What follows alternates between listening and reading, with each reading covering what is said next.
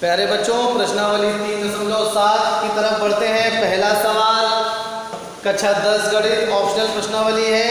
दो मित्रों अनी और बीजू की आयु में 3 वर्ष का अंतर है। तो यहाँ पर बच्चों अनी और बीजू दो मित्र हैं और दोनों की आयु में 30 वर्ष का अंतर है। पहले फ्रेम कर ले जाए प्रश्न जरा।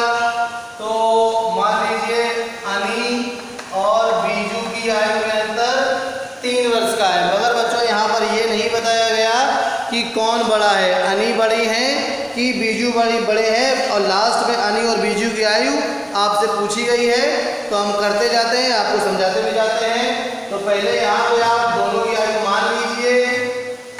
माना अनी की आयु बराबर x वर्ष व बीजू की आयु बराबर y वर्ष। अब कह रहा है कि दोनों की आयु का अंतर 30 वर्ष है, अर्थात यहाँ 3 वर्ष है। तो दो केस बनेंगे, क्योंकि हमें अभी नहीं पता कि बड़ा कौन है, अनी है बड़ी कि बीजू बड़े हैं।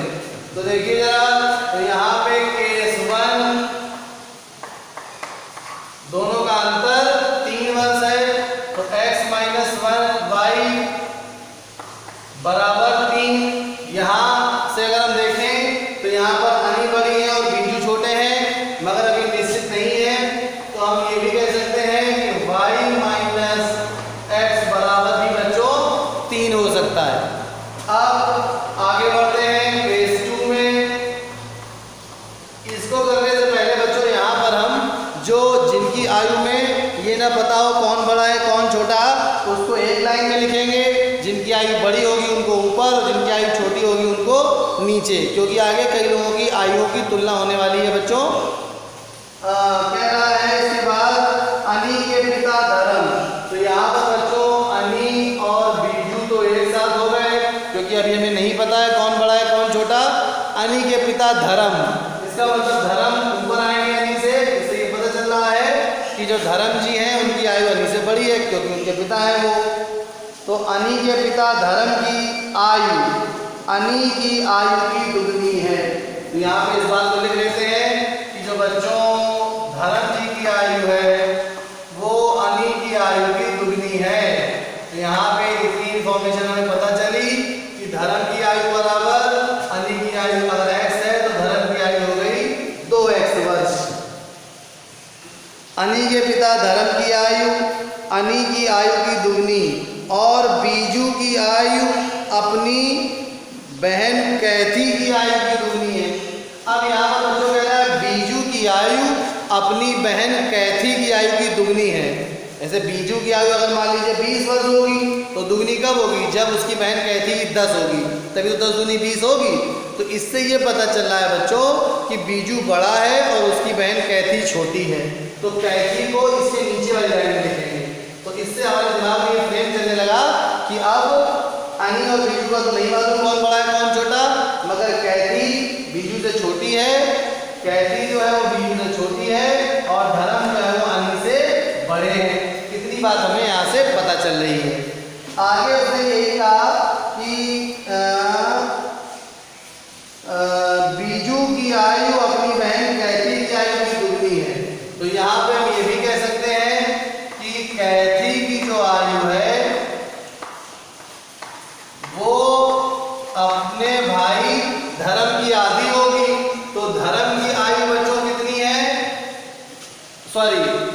कैथी की आयु अपनी बहन कैथी की आयु बीजू की आयु की आधी होगी, क्योंकि ये कहा गया है कि बीजू की आयु अपनी बहन कैथी की आयु की दुगनी है। तो कैथी की आयु होगी y/2 वर्ष। y किसकी आयु है बच्चों? बीजू की आयु। तो हम ऐसा इसलिए कर रहे हैं बच्चों क्योंकि अब हम सबको x y के पदों में लेना चाहते हैं। आगे जो भी कहा जाएगा तीसरा वेरिएबल इसमें नहीं इन्वॉल्व करना चाहते। तो धर्म की आयु x के पदों में आ गई और कैथी की आयु y के पदों में आ गई। अब कह रहा है बच्चों कैथी और धर्म की आयु का अंतर 30 वर्ष है। कैथी और धर्म की आयु का अंतर 30 वर्ष है। तो यहाँ पे बच्चों अगर हम कैथी और धर्म की आयु का अंतर देखें तो यहाँ से ये हमें साफ साफ पता चल रहा है, यहीं पे गलती होने की संभावना है। आप क्योंकि लाइन से तो ये पता चल रहा है जो लिखी हुई है कि कैथी और धर्म की आयु का अंतर 30 वर्ष है, मगर हम यहाँ पे देख चुके हैं कि धर्म जो है वो कैथी से बड़े हैं, या तो हम समझा चुके हैं कैसे धर्म बड़े हैं। तो अब दूसरे केस में धर्म की आयु माइनस कैथी की आयु बच्चों होगी 30 वर्ष। तो धर्म की आयु कितनी है बच्चों 2x, कैथी की आयु कितनी है y/2, ये किसके बराबर होगा बच्चों 30 वर्ष के। अब इसको हम प्रतिस्थापन या विलोपन किसी भी विधि से हल करते हैं जल्दी से जरा।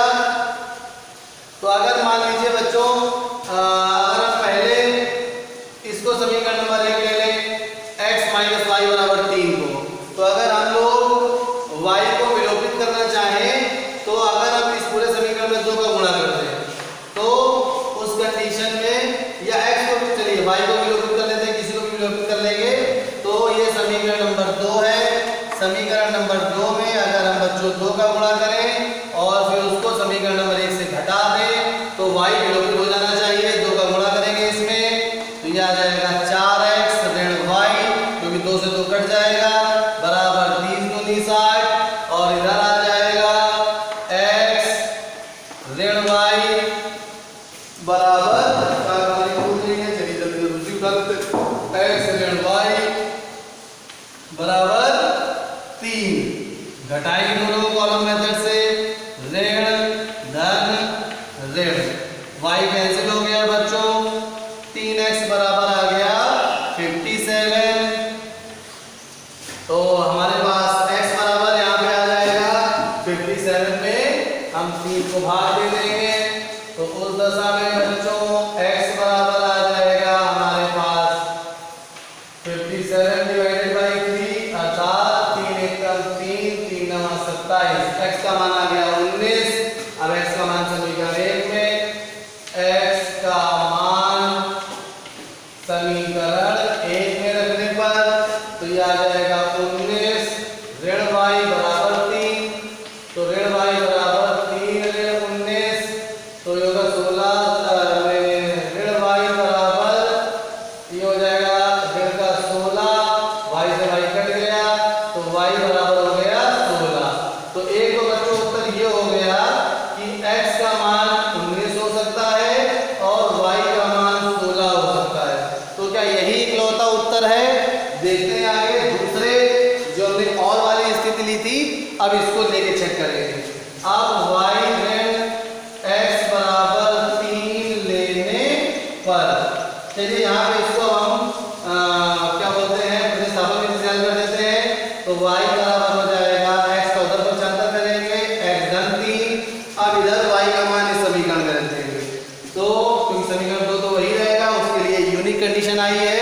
तो y का मान समीकरण 2 में रखने पर तो ये हो जाएगा 2x ऋण y का मान है x/3, यहाँ पे ऋण का चिन्ह और बटे 2 बराबर कितना है बच्चों 30। इसको हल करते हैं जल्दी से, 2 लासा ले लेंगे तो 2 दूनी 4x माइनस की तरह एंट्री होगी -x -3 और बटे 2 बराबर 30, और छांतर कर देंगे और समान पदों को हल करेंगे। 4x ऋण x हो जाएगा 3x ऋण 3 बराबर 3 दूनी 60, तो 3x बराबर 63, तो x बराबर आ गया 21। तो x का मान जब 21 आया है, अब x का मान समीकरण 1 में रखने पर, बाकी बात बच्चों समीकरण नंबर 1 ये वाला लेंगे क्योंकि और वाली स्थिति चल रही है दूसरी वाली। तो उस कंडीशन में यहाँ पर y बराबर आ जाएगा 21 धन 3 यानी 24। तो यहाँ पर बच्चों डबल उत्तर हो गए क्योंकि दोनों ही उत्तर धनात्मक आए हैं। तो यहाँ पे x का मान हो जाएगा 21 और y का मान हो जाएगा 24। तो यहाँ पर 2 उत्तर हो गए। आंसर स्टेटमेंट में आप दोनों उत्तर लिखेंगे। क्या दोनों उत्तर लिखेंगे कि या तो x हमने किसको माना था अनि की आयु, तो या तो अनि की आयु 19 वर्ष हो सकती है और बीजू की आयु 16 वर्ष हो सकती है, या अनि की आयु 21 वर्ष हो सकती है और बीजू की आयु 24 वर्ष हो सकती है। बच्चों यहाँ पे होंगे डबल आंसर। धन्यवाद।